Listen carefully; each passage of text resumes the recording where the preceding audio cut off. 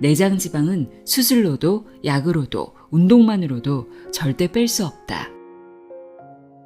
아무거나 입맛 당기는 대로 먹는 식습관부터 버리고 먹는 순서를 바꾸고 달달한 것들과 멀어지면 살은 저절로 빠진다. 나의 식사에서 빼야 할 것과 더해야 할 것들에 대한 원칙을 정하면 평생 날씬한 몸을 유지할 수 있다.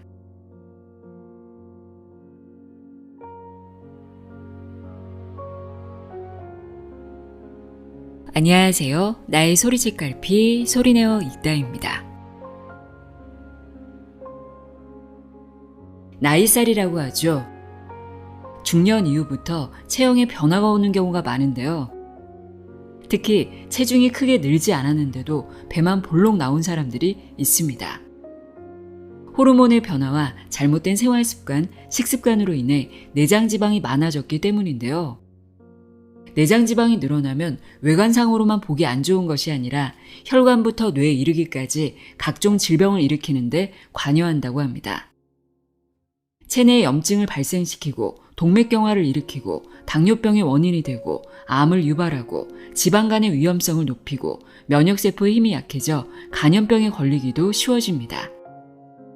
심지어 인지 기능도 떨어뜨려 치매 위험률도 높아진다고 하는데요. 내장지방의 위험성이 상당히 높죠. 오늘은 볼록한 뱃살을 보고도 못 본 채 하는 것은 생명을 위협하는 행동이 될 수 있다고 이야기하는 책입니다. 내장지방에 대한 모든 것을 알려주는 마키타 젠지의 내장지방이 잘못됐습니다입니다. 저자는 일본의 저명한 당뇨병 전문의로 식사가 잘못됐습니다, 노화가 잘못됐습니다 라는 책으로 우리에게도 잘 알려진 분이죠. 세계 최초로 당뇨병 합병증의 원인으로 주목받고 있는 AG, 혈중 최종 당화산물 측정법을 개발했으며 지금까지 20만 명이 넘는 환자들을 현장에서 만나 진료하고 있습니다. 저자는 내장 지방을 빼고 싶으면 당질의 과잉 섭취를 멈추는 당질 오프를 실천하면 된다고 말합니다. 내장 지방은 올바른 지식과 올바른 당질 오프 방법을 배운다면 조금만 노력해도 간단하게 뺄 수 있다고 하는데요. 이 책에는 우리 몸속에 왜 내장 지방이 붙는지, 내장 지방은 몸에 어떤 악영향을 미치는지와 같은 기초 지식부터 누구나 내장 지방을 뺄 수 있는 당질 오프 방법까지 자세하게 설명하고 있습니다. 특히 당질을 줄이는 효과적인 식사법과 추천 식재료들이 매우 구체적으로 소개되어 있는데요. 당질을 줄이면 만성 피로 해소, 짜증 개선, 피부 미용, 체력 향상, 건강 장수 효과도 기대할 수 있다고 합니다. 그럼 지금부터 당질 제한의 명의 마키타 젠지의 내장 지방이 잘못됐습니다. 내용의 일부를 읽어 드립니다. 귀 기울여 들어보세요.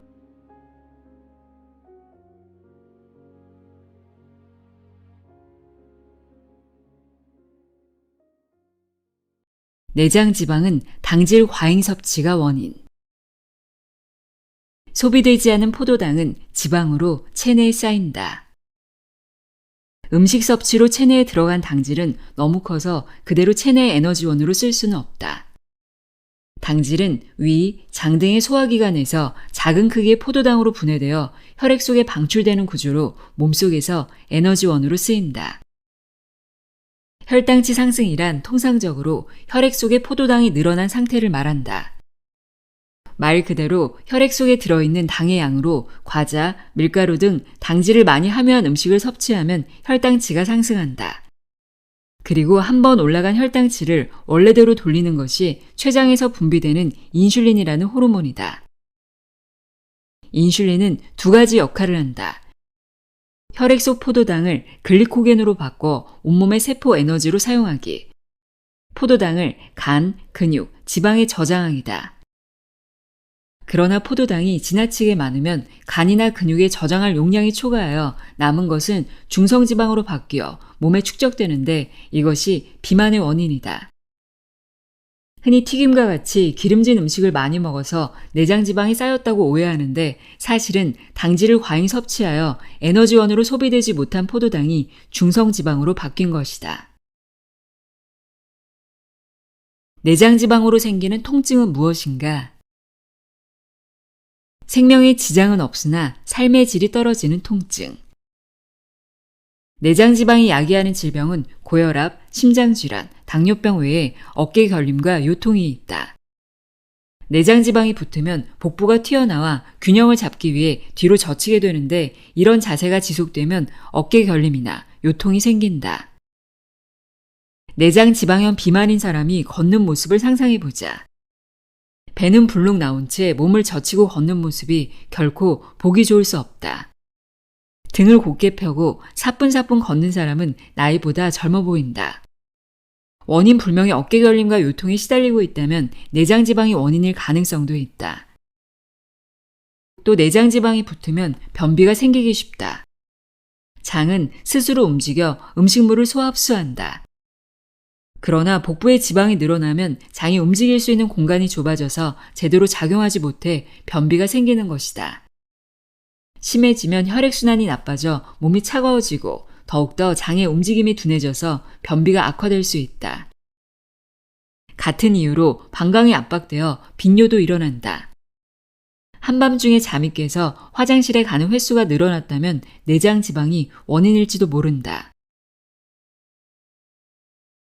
동맥경화나 심근경색도 초래하는 혈당 스파이크.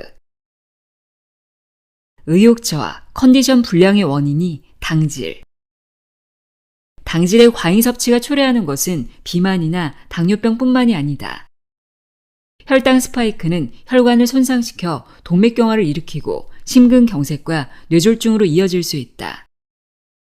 혈당치를 낮추기 위해 인슐린이 과도하게 분비되면 저혈당 상태가 된다.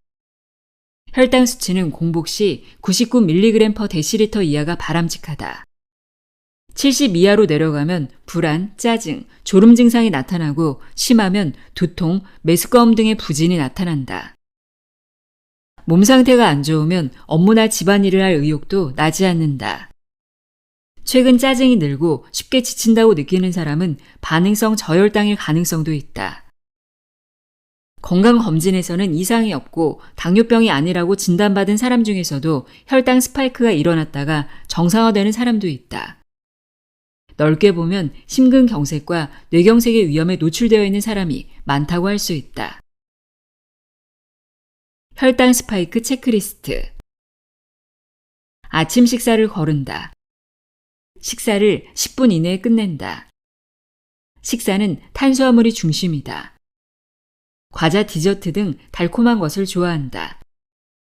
식후에 자주 나른해진다. 운동 습관이 없다. 식사 시간이 불규칙하고 식사를 거르는 경우도 있다. 식후 2시간 이내에 강한 졸음을 느끼거나 멍해진다. 다이어트 후 요요가 온 경험이 2번 이상이다. 수면 시간이 6시간 이내다. 잠을 자도 피곤이 가시지 않는다. 이 체크리스트에 2개 이하면 혈당 스파이크가 일어날 가능성이 낮다. 3개에서 6개는 자주는 아니지만 일어나고 있을 가능성이 있다. 7개 이상이면 자주 일어날 가능성이 높다. 점심 식사 후 졸린 사람은 무엇을 먹었는지 검토하자. 졸음이나 나른함으로 오후에 일을 하기 힘든 사람은 점심 식사를 점검해보자. 탄수화물만 먹지 않고 채소와 단백질도 같이 먹기, 당질이 많은 음료 마시지 않기, 천천히 먹기 등 혈당 스파이크를 억제하는 방법을 시도해보자. 당질이 많은 음식은 중독성이 강하다.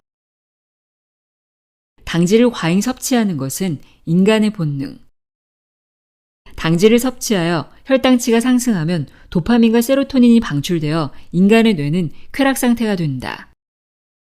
혈당치가 이러한 지복점을 찍는 일이 너무 잦으면 짜증과 불안 증상이 나타난다. 지복점은 최고의 만족도를 느끼는 지점을 말한다. 그러면 뇌는 다시 쾌락을 얻기 위해 당질 섭취라는 지령을 내리고 무의식 중에 또 당질을 섭취한다. 이러한 사이클이 완성된 상태를 당질 중독이라고 부른다. 인류의 조상은 사냥을 하면서 생존해온 기간이 길었다. 지금처럼 농사를 지어 수확한 흰쌀과 밀을 언제든지 먹을 수 있는 환경이 아니었다. 그 때문에 우리 몸은 기회가 있으면 당질을 섭취하도록 프로그램되어 있다. 애초에 인간의 몸은 당질 중독에 빠지기 쉬운 구조이다. 식품회사는 인간의 이런 특성을 파고든 제품을 판매하고 있다. 당질을 얼마나 넣으면 지복점에 다다르는지를 계산하여 소비자를 더욱 당질 중독에 빠뜨린다. 자신의 몸을 지키고 싶다면 상품을 구매하기 전에 당질 함유량을 스스로 확인하여 과잉 섭취를 피하는 것이 중요하다. 당질 중독 체크리스트. 제대로 아침 식사를 했는데도 점심 식사 전에 공복감을 느낀다. 달달한 과자나 정크푸드를 먹기 시작하면 멈출 수 없다. 가끔 식사를 해도 포만감을 느끼지 못하는 때가 있다. 음식을 보거나 냄새를 맡으면 먹고 싶어진다. 공복이 아닌데 야식을 먹고 싶을 때가 있다. 야식을 먹고 싶은 충동이 있다. 과식한 후에는 왠지 나른해진다. 배가 꽉 찼는데도 계속 먹는다. 요요가 온 적이 있다. 0에서 2개는 중독이 아님, 3개에서 4개는 가벼운 중독, 5개에서 7개는 중간 중독, 8개에서 10개는 심한 중독. 당질 과다 섭취로 살 빼기 어려운 몸이 된다. 살 빠지는 호르몬의 기능 저하로 포만감을 느끼기 어렵다. 다양한 작용을 하는 호르몬 중에서 살 빠지는 호르몬이라고 불리는 것이 지방에서 분비되는 렙틴이다. 이 호르몬은 식욕을 억제하여 과식을 막아주는 기능을 담당한다. 뚱뚱하지 않은 사람이든 뚱뚱한 사람이든 모두 렙틴은 분비되는데 뚱뚱한 사람은 렙틴의 분비량이 적어서 포만감을 잘 느끼지 못한다. 게다가 지방이 많으면 렙틴을 활성화하는 수용체가 제대로 기능하지 않는다. 탄수화물의 과잉 섭취로 비만 경향이 있는 사람은 식욕을 억제하는 기능이 떨어지기 때문에 살을 빼기 어려운 체질이 된다. 렙틴은 식사를 시작하고 20에서 30분 후 지방에서 분비되어 포만 중추를 자극한다. 천천히 씹어서 먹는 것은 다이어트의 기본 상식인데 렙틴이 과식을 방지하는 지령을 내리기까지 20분 이상 걸리기 때문이다. 식사를 빨리 할 경우에는 렙틴이 포만 중추를 자극하기 전에 이미 팍팍 먹어버려서 결과적으로 살이 찌게 된다. 당질을 과다 섭취하면 혈액도 끈적끈적해진다. 저녁 식사 때도 당질 과잉 섭취에 주의. 바쁜 현대인 중에는 밤늦게 일을 마치고 귀가해 밤 10시경에 저녁을 먹는 사람들도 적지 않다. 그러나 밤에 탄수화물을 섭취하면 당질을 에너지원으로 사용할 수 없으므로 혈액 중에 중성지방이 늘어난다. 혈중 중성지방이 늘어나 혈액이 끈적끈적해지면 동맥경화를 일으키고 뇌경색이나 심근경색 등 건강에 심각한 피해를 가져온다. 탄수화물을 섭취함으로써 하루의 피로가 완화되는 것은 혈당치 상승으로 도파민과 세로토닌이 방출되어 뇌가 쾌락 상태가 되기 때문이다. 이것이 습관화되면 하루 종일 바쁘게 일하면서 쌓인 스트레스를 저녁에 양껏 먹는 것으로 풀어버리는 일상이 반복된다. 하루의 고달픔을 맛있는 음식으로 보상받고 싶은 마음도 이해되지만 탄수화물에 치우친 식사는 혈액에 악영향을 끼쳐 자칫 동맥경화로 이어질 수 있음을 잊지 말자. 당질 오프, 주식 빼고 먹기. 혈당치를 올리는 호르몬이 작용한다. 인생 100세 시대인 요즘 건강한 장소에 대한 관심이 높아져 당질 오프의 식생활을 추구하는 사람들도 늘었다. 밥 대신 샐러드를 먹는 등 당질을 신경 쓰는 사람들을 겨냥한 메뉴를 내놓는 음식점도 많아졌다. 당질은 활력적인 활동에 필요한 영양소이다. 당질을 끊으면 저혈당이 되지 않을까라는 불안감이 들 수 있는데 걱정할 필요 없다. 당질은 포도당으로 분해되고 체내에 흡수되어 에너지원이 된다. 인간의 몸은 외부로부터 포도당 공급이 부족해지면 혈당치를 올리는 호르몬이 작용하는 구조로 되어 있기 때문에 저혈당이 될 리는 없다. 당질 오프의 효과적인 방법은 주식인 흰쌀밥이나 빵을 빼는 것이다. 그러면 공복을 견딜 수 없을까봐 걱정하는 사람도 있는데 주식을 빼는 대신 고기, 생선, 채소를 제대로 먹으면 된다. 식사를 조절하는 정도의 당질 오프에 그치지 않고 필요 이상으로 다이어트를 하면 요요가 오기 쉽다. 과도한 제한으로 무리하게 진행하지 말고 우선 저녁 식단에서 주식 빼고 먹기와 같이 가능한 범위부터 시작해보자. 당질 섭취를 줄여도 간이 보충해준다. 당분해와 당신생 두 가지로 에너지원을 만든다. 당질 5% 섭취하는 당분을 줄인 경우 몸과 뇌를 움직이는 데 필요한 에너지원은 어떻게 만들어야 할까? 그 열쇠를 쥐고 있는 것이 간이다. 평소 식사로 섭취한 당질은 소장에서 흡수된 후 포도당 중합체인 글리코겐으로 간세포에 축적된다. 간에 축적된 글리코겐은 어떤 이유로 당질이 부족할 때 포도당으로 분해되어 에너지원으로 사용된다. 이를 당분해라고 한다. 또한 간은 단백질에서 분해된 아미노산과 중성지방에서 분해된 글리세롤을 사용하여 스스로 당질을 만들 수 있다. 이것이 당신생이다. 당분해와 당신생, 간의 이 두 가지 작용 덕분에 당질 오프 식사를 해도 저혈당이 되지 않는다. 그뿐만 아니라 간의 글리코겐마저 부족하면 이번에는 지방세포에 흡수된 중성지방을 꺼내 에너지원으로 사용한다. 지방을 에너지로 변환하기 때문에 당연히 지방이 감소되어 살이 빠진다. 당질 5% 살이 빠지는 것은 이러한 몸의 구조에 따른 결과이다. 간의 기능으로 뇌는 당분을 섭취하지 않아도 일할 수 있다. 당분을 섭취하지 않으면 머리가 돌아가지 않는다 라고 생각하는 사람도 있을 것이다. 그러나 잠을 자는 동안에 우리는 저혈당이 되지 않는다.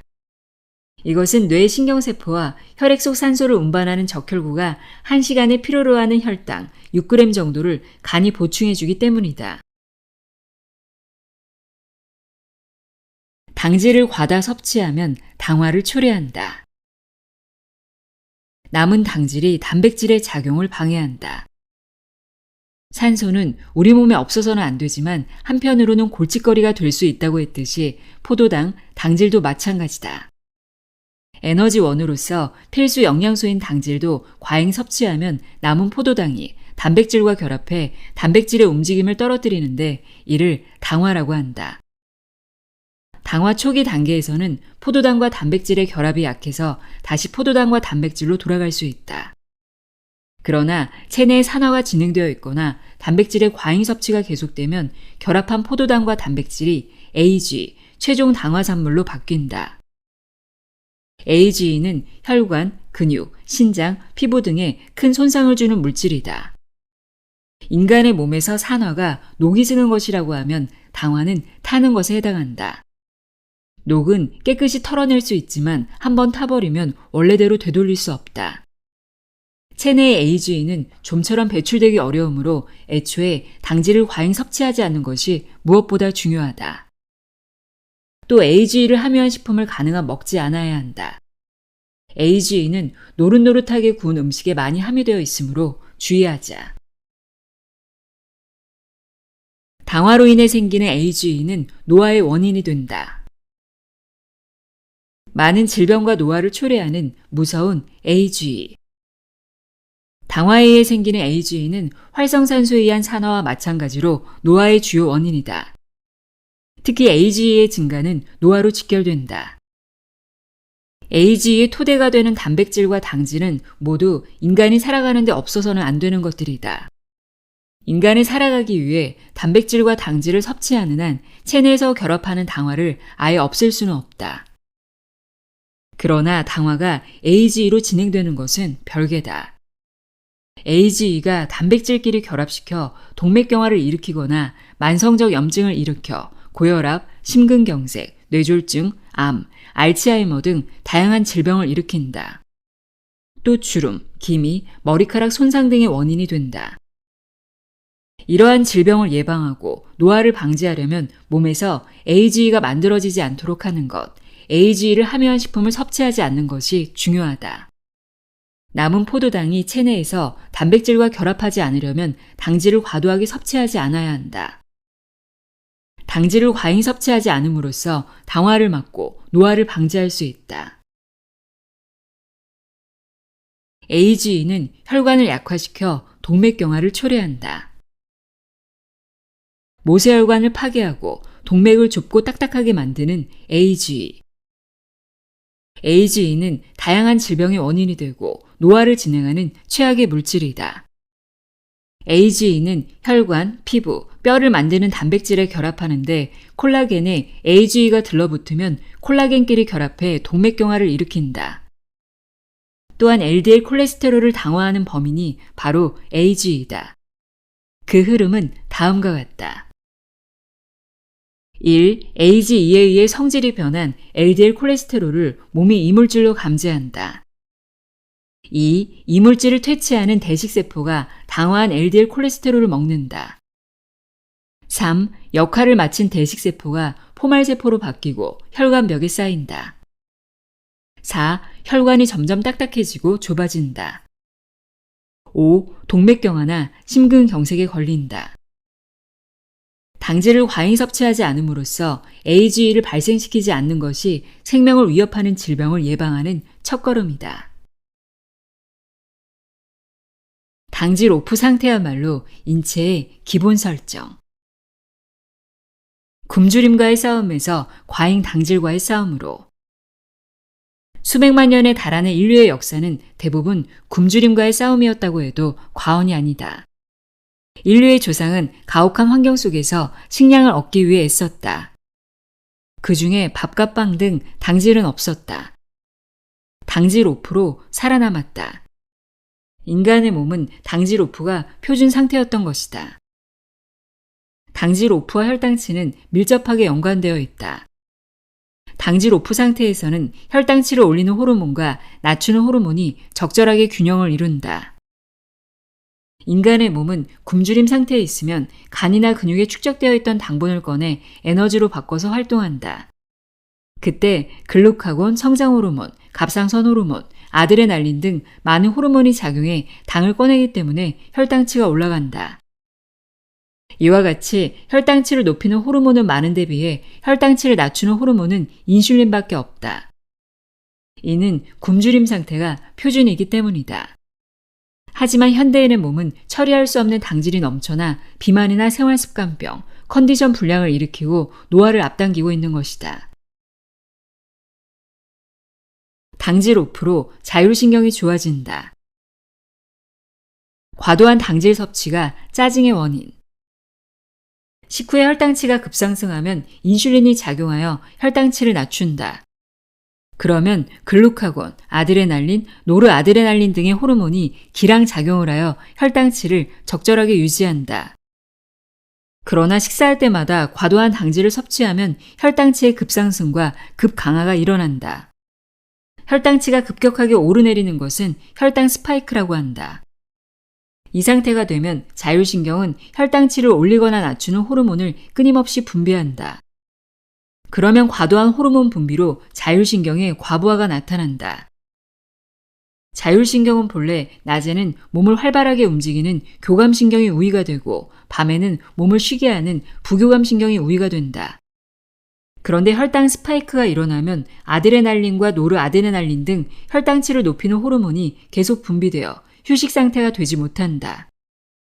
이렇게 교감신경의 우위가 계속되면 각성 상태가 지속되어 짜증이 나고 신경이 예민해진다.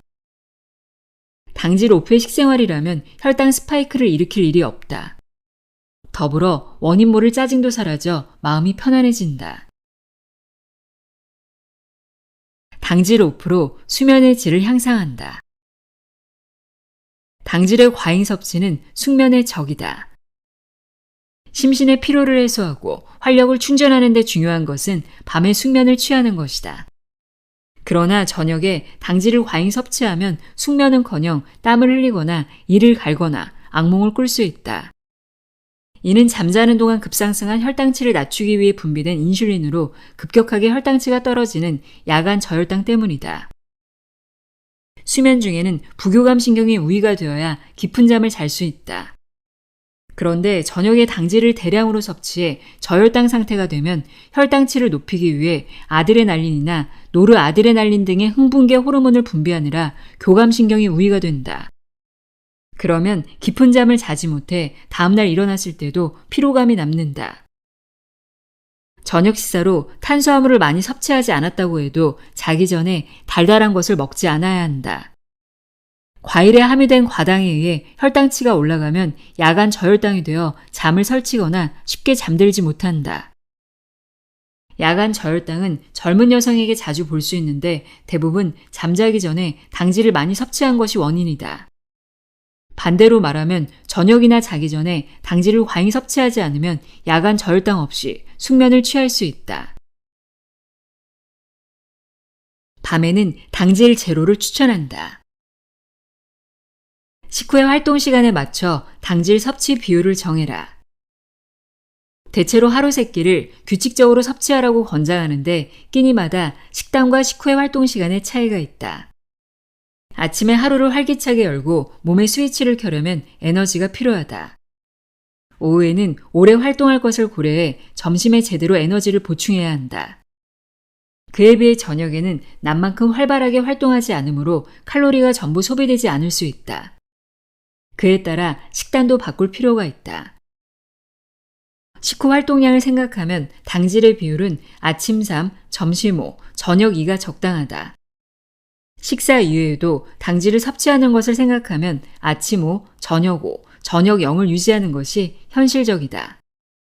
게다가 취침 4시간 전에는 음식을 먹지 않는 것이 이상적이다. 그러나 야간 저혈당의 원인이 되는 취침 전 고혈당이 해소되면 수면의 질이 향상되고 다음날 아침의 컨디션도 좋을 것이다.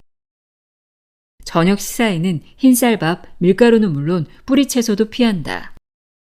술을 마신다면 증류주나 화이트 와인을 선택하자. 맥주를 억지로 참는 것보다는 딱 한 잔을 기분 좋게 마시자. 혼자 특별한 메뉴를 선택하기 어렵다면 1인용 불판이 있는 가게나 1인분 메뉴를 활용하는 등 스트레스 없이 당질 제로의 술자리를 즐길 수 있는 방법을 궁리해보자. 당질과 에이지 오프에 좋은 식재료. 내장 지방을 줄이는 식사법. 식재료를 제대로 골라 항상 식사 만족도를 높이자.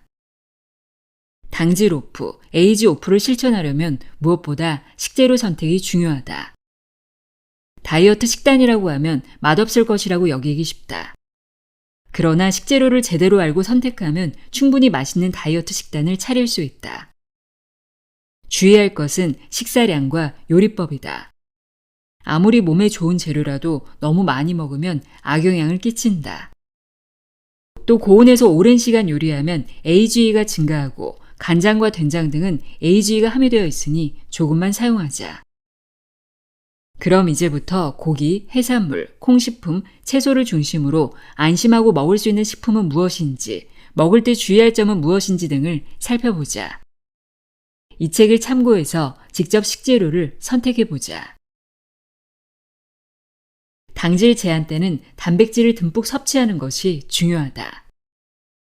기존의 다이어트에서는 칼로리가 높은 고기류를 피하는 것이 상식이다. 하지만 당질 오프에서는 고기나 달걀 등의 동물성 단백질은 섭취해도 된다. 단백질을 충분히 섭취하면 체내에서 당질을 만들어내므로 따로 당질을 섭취할 필요 없다. 육류는 몸에 필요한 성분이 풍부하므로 건강을 위해서도 듬뿍 먹자. 소고기는 대사에 필수적인 철분을 함유하고 있다. 돼지고기에 들어있는 비타민 B1, 닭고기에 들어있는 이미다졸 디펩타이드, 달걀에 들어있는 8종의 필수 아미노산은 모두 피로해소 효능이 있다. 특히 양고기의 카르니틴에는 지방 연소 효능이 있어서 다이어트에 든든한 아군이다. 달걀은 비타민C와 식이섬유 외에 사람이 건강을 유지하는 데 필요한 영양소가 모두 들어있는 완전 식품이니 다양한 요리에 활용해보자. 고기나 달걀과 같이 동물성 단백질이 들어있는 해산물도 당질 오프 식재료로 문제없으니 적극적으로 먹어도 된다. 해산물의 단백질은 소화 흡수가 잘 된다. 그뿐만 아니라 양질의 지방도 들어있다. 해산물에 들어있는 지방, EPA, DHA는 혈액 속 중성지방을 줄여주므로 지질 이상증 발병 위험성이 높은 사람에게 특히 좋다. 콩식품이나 채소는 고기, 달걀, 해산물과 함께 먹는다. 다이어트 중에는 가볍게 먹어야 좋으니 단백질은 콩식품이나 낮도로 섭취하고 채소를 많이 먹어야 한다고 생각하는 사람들이 대부분일 것이다. 물론 콩식품이나 채소도 먹어야 하지만 당질 제한 식생활에서는 보조적인 역할에 불과하다. 콩식품은 저당질, 고단백질의 식이섬유도 풍부하다. 그러나 동물성 단백질에 비하면 인체 흡수율이 낮고 필수 아미노산 종류도 적다. 콩식품을 먹을 때는 고기, 달걀, 생선 등과 함께 조리하자. 콩식품은 다양한 요리에 활용할 수 있어서 당질 제한 식사가 더 즐거워진다. 단백질을 에너지로 바꾸려면 비타민과 미네랄이 필요하다. 장 운동을 촉진하는 데는 식이섬유가 필요하다. 채소에는 고기와 해산물로는 충당할 수 없는 영양소가 함유되어 있다. 채소만으로 식단을 구성하는 것이 아니라 단백질과 함께 먹으면 좋다. 당근, 감자, 옥수수 등 당질이 많은 채소와 뿌리채소보다 잎채소나 버섯류를 고르는 것이 핵심이다. 대체 주식으로 과도한 스트레스를 방지한다.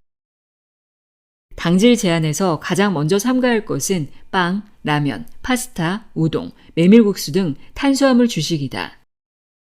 하지만 평소 즐겨 먹던 탄수화물을 단번에 끊어버리면 스트레스가 쌓인다. 무리한 다이어트는 오래 지속할 수 없으므로 대체 주식을 시도해보자. 대체 주식이란 탄수화물이 함유되지 않은 식재료로 바꾸는 것이다. 예를 들어 면류나 흰쌀밥이 먹고 싶을 때 콩비지를 먹는다. 외형과 식감이 비슷한 것을 먹음으로써 스트레스에 의한 폭식을 막을 수 있다. 탄수화물을 먹으면 절대 안 되는 것은 아니다. 당질은 단순 당질, 소당류, 복합 당질 등으로 나뉜다. 그 중에서 소화 흡수가 빠르고 혈당치를 높이기 쉬운 단순 당질을 제외하면 된다. 식사할 때 주스 같은 달달한 음료는 피하자. 맥주도 당질이 높으므로 좋지 않다. 음료는 차가 좋다. 당질을 과잉 섭취하면 혈액 속 중성지방이 증가한다. 차에는 중성지방을 줄이는 효능이 있다. 우롱차의 폴리페놀 등이 중성지방을 줄여준다. 그 밖에 두충차, 가바차, 루이보스차도 추천한다. 식이섬유가 풍부한 찰보리. 당질은 대폭 줄이고 식이섬유는 충분히. 최근 건강식품으로 주목받고 있는 것이 찰보리다. 찰보리는 단백질, 칼슘, 철분, 칼륨, 비타민 B1 등의 성분이 골고루 함유되어 있는 보리의 일종이다. 찰보리에는 식이섬유가 흰쌀밥에 약 25배 더 풍부하다. 특히 수용성 식이섬유인 베타글루칸이 핵심이다. 수용성 식이섬유는 대장에서 선호균의 먹이가 되어 장내 환경을 개선하고 지방과 당분의 흡수를 억제하는 효능이 있다. 칼로리도 흰쌀밥의 절반이어서 당질 제한 식사에 든든한 아군이다. 찰보리는 흰쌀과 섞어서 밥을 짓는다. 처음에는 흰쌀 한 컵에 찰보리 50g을 섞고 익숙해지면 흰쌀과 찰보리를 반반씩 섞어서 밥을 짓는다. 아침에 찰보리를 먹으면 점심까지 당질이 억제된다. 찰보리의 베타글루칸이 당질의 흡수를 억제한다. 이 작용은 식사 후 몇 시간이나 지속된다. 아침에 찰보리를 먹으면 효과가 점심시간까지 계속된다. 1일 1회 먹는다면 아침이 가장 효과적이다. 당질 오프의 단점을 보완해주는 해조류. 식이섬유를 충족하는 미끈미끈하고 끈적끈적한 해조류. 당질을 줄일 때 문제가 되는 것이 식이섬유 부족이다. 쌀과 같은 주식은 당질과 식이섬유로 이루어져 있기 때문에 당질을 끊으면 식이섬유 섭취량도 같이 줄어든다. 미역, 큰실말, 톡과 같은 해조류에는 당질이 거의 없고 식이섬유가 수분을 흡수하여 팽창하는 성질이 있어 혈당치를 올리지 않고 포만감을 얻을 수 있다. 당질 오프 식사를 할 때는 우선 해조류 등의 식이섬유를 먹는 것이 좋다. 해조류에는 칼륨, 칼슘, 마그네슘, 요오드, 비타민 K와 같은 미네랄도 다량 함유되어 있다. 식이섬유는 장 운동을 원활하게 하고 대장암의 위험을 낮출 뿐 아니라 장내 세균의 균형을 개선한다. 장내 세균이 선호하는 수용성 식이섬유는 다시마, 미역, 한천 등의 해조류에 많이 포함되어 있다. 채소 등의 불용성 식이섬유를 함께 섭취하면 노폐물 배출이 쉬워지고 장내 환경을 양호하게 유지할 수 있다. 해조류의 영양을 효율적으로 섭취하는 요령. 기름이나 식초와 함께 먹는다. 식사의 첫 순서로 먹는다. 건강 효과가 높은 식재료, 미역기의 정체는 미역의 뿌리. 미역기는 품종이 아니라 미역의 포자역 부분이다. 미역이 수중에 포자를 내보내고 번식하는 역할을 하는 주름 모양의 부위다. 미역기만 떨어져 있는 것을 쉽게 볼 수 있는데 주름진 상태로 판매하기도 한다. 양파와 파를 손질할 때 눈물이 나게 하는 성분이 건강에 좋다. 양파와 파는 당질의 대사도 촉진한다. 양파를 썰다 보면 눈물이 나오는데 그 이유는 황화알릴이라는 물질 때문이다. 양파와 파에서 나는 독특한 향도 황화알릴 때문이다. 황화알릴은 항산화 작용, 해독, 암 예방, 콜레스테롤 저하, 혈액을 부드럽게 하는 효과가 있으며 냉증도 개선해준다. 당질의 대사에 필요한 비타민 B1은 수용성이기 때문에 체내에 저장할 수 없다. 파와 양파에 함유된 황화알릴의 일종인 알리신은 불안정해서 곧바로 다른 성분으로 바뀌어버린다. 알리신과 비타민 B1이 결합하면 알리티아민이라는 안정된 물질이 되어 체내에 장시간 남을 수 있다. 알리티아민은 비타민 B1과 같은 기능을 하며 피로 해소 효과가 크다. 그러므로 양파와 파는 비타민 B1이 풍부한 돼지고기 등과 함께 섭취하는 것이 좋다. 양파에는 비타민 B6, 비타민 C, 칼륨 등도 들어있다.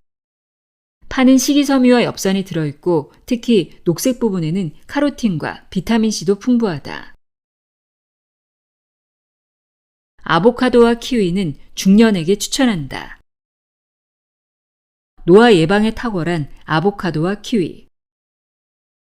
아보카도는 숲의 우유라고 불릴 정도로 영양가가 높고 지방이 많은 것으로 알려져 있다. 아보카도의 지방은 올레인산이나 리놀산과 같은 지방산이 중심이다. 올레인산과 리놀산은 혈액을 부드럽게 하여 동맥경화를 예방하고 콜레스테롤을 낮추는 효과가 있다. 아보카도는 면역 시스템을 강화하고 회춘 효능이 높은 비타민 E, 뼈를 건강하게 하는 비타민 K, 염분 배출을 촉진하여 고혈압 예방에 좋은 칼륨, AGE를 방지하는 비타민 B1과 B6도 많이 함유되어 있다. 노화가 신경 쓰이는 중장년에게 아보카도와 함께 추천하고 싶은 것이 키위다. 키위는 비타민 E와 비타민 C가 풍부하여 노화 예방과 피로 해소에 효과가 있다. 비타민 B6와 칼륨도 아보카도 못지않게 풍부하다. 키위에는 단백질을 분해하는 효소도 있으므로 고기를 먹고 나서 디저트로 가장 잘 어울린다. 과일은 과당이 함유되어 있기 때문에 당질 오프 중에는 피해야 한다. 하지만 아보카도와 키위는 식이섬유가 풍부해 당질 흡수를 억제해주므로 먹는 양에 주의하면 괜찮다. 당질 오프에 추천하는 과일. 폴리페놀이 풍부한 블루베리. 당질 오프 식생활 중에는 달달한 과일 섭취를 주저할지도 모른다. 확실히 블루베리도 과당이 들어있으나 비교적 당질이 적어서 괜찮다. 무엇보다 블루베리를 먹었을 때 당질에 의한 단점 이상으로 이점이 많다. 블루베리에는 폴리페놀의 일종인 안토시아닌이 많이 함유되어 있는데 이는 AGE를 줄여주고 항산화 작용이 강해 피부 노화를 예방하는 효과도 뛰어나다. 안토시아닌은 레드 와인에도 많이 함유되어 있다. 프랑스인이 포화 지방산의 섭취량이나 흡연율이 높은 데 비해 심혈관 질환이 적은 비결이기도 하다. 또 안토시아닌은 시력 회복 효과도 기대할 수 있어서 눈의 피로 때문에 고민하는 사람에게도 효과가 있다. 블루베리에는 비타민C, 비타민 E, 식이섬유, 미네랄 등도 많이 함유되어 있으므로 그대로 먹거나 요구르트 등에 넣어 먹는 것을 추천한다.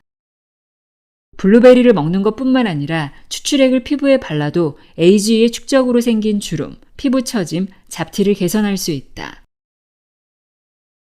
블루베리는 냉동 보관하면 영양가가 올라간다. 블루베리의 안토시아닌과 비타민은 냉동하면 파괴되기는커녕 껍질 세포가 죽어서 흡수가 더 잘 된다. 신선한 상태에서 물기를 제거하고 냉동에 두었다가 반해동하여 그대로 먹는 것을 추천한다. 당질 오프 식사에 곁들이면 AGE도 줄여주는 식초. 염분을 줄이는 데도 효과적인 식초의 파워. 식초는 곡물, 과일 등을 발효시켜 만든 알코올을 아세트산으로 한층 더 발효해서 만든다. 이렇게 만들어진 아세트산과 구연산 성분이 대사를 활성화하여 음식물을 효율적으로 에너지로 바꿔준다. 식초는 활력 증강이나 피로물질인 젖산의 분해에 효과가 있다. 피곤할 때 신맛이 효과적인 것은 이 때문이다. 또한 식품 속 AGE를 줄이는 효능도 있으므로 당질 오프 식사에 식초를 더하면 AGE도 생성되지 않는다. 포도가 원료인 와인 식초와 발사믹 식초에는 폴리페놀도 많아서 건강 효과를 더욱 기대할 수 있다. 식초는 염분 감소에도 효과적이어서 식초를 첨가하면 소량의 소금으로도 염분을 강하게 느낀다. 조미료로 사용하는 것도 좋지만 그대로 마시는 것도 효과적이다. 마시는 흑초와 같이 음료용 식초가 시중에 많이 나와 있다. 이런 음료는 마시기 좋게 인공 감미료 등 당분이 첨가된 경우도 많으므로 주의가 필요하다. 당질을 관리하고 싶다면 보통의 식초를 탄산수에 섞어 마시는 것이 좋다. 노화를 막는 마법의 향신료. 혈당치를 크게 떨어뜨리는 시나몬. 요즘은 마트에서 다양한 향신료 제품을 만날 수 있다. 향신료는 한방제로 사용되는 것이 많을 정도로 AGE를 줄이는 효능이 있다. 시나몬, 계피는 녹나무가의 껍질을 발효해서 만든 향신료이다. 시나몬에 들어있는 안토시아니딘이라는 성분은 혈당치를 크게 떨어뜨리는 효능이 있고 항산화 작용, 살균 작용, 혈액순환 촉진 등 다양한 효과가 있다. 다만 시나몬을 과자나 디저트로 먹는 것은 피해야 한다. 당질을 섭취할 수 있기 때문이다.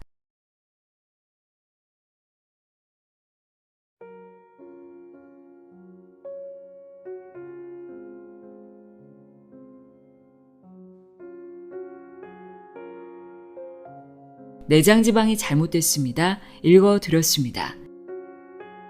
나의 식습관을 돌아보고 빼야 할 것과 더해야 할 것들이 무엇인지 생각해보는 시간 가져보시길 바랍니다. 오늘도 긴 시간 함께 해주셔서 고맙습니다.